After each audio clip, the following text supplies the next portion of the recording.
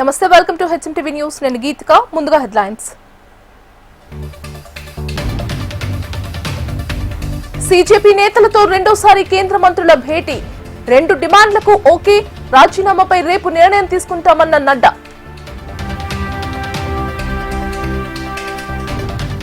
కాంగ్రెస్ హయాంలో 70 సార్లు paper leak అయ్యాయి. అప్పుడు ఎందుకు రాజీనామా చేయలేదన్న కేంద్ర మంత్రి బండి సంజయ్.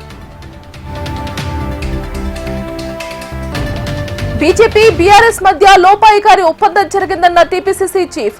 బీఆర్ఎస్ హయాంలో పేపర్ లీక్లను విద్యార్థులు మర్చిపోవద్దన్న మహేష్ గౌడ్. విద్యార్థుల పోరాటానికి బీఆర్ఎస్ అండగా ఉంటుంది. ధర్మేంద్ర ప్రధాన్ రాజీనామా చేయాలని కేటీఆర్ డిమాండ్.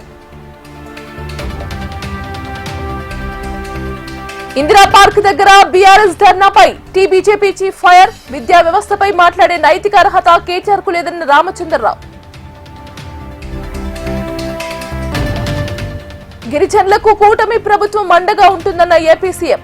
ఏజెన్సీ విద్యార్థులు ఉన్నత శిఖరాలు అధిరోహించాలని చంద్రబాబు ఆకాంక్ష.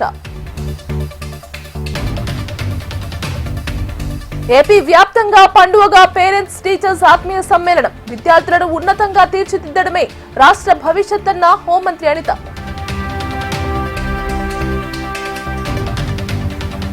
భోగాపురం ఎయిర్పోర్ట్ కు త్వరలోనే ఏరో ఎక్స్ప్రెస్ బస్సులు. గాజువాకలో ట్రయల్ రన్ పై మంత్రి రాంప్రసాద్ రెడ్డి సమీక్ష.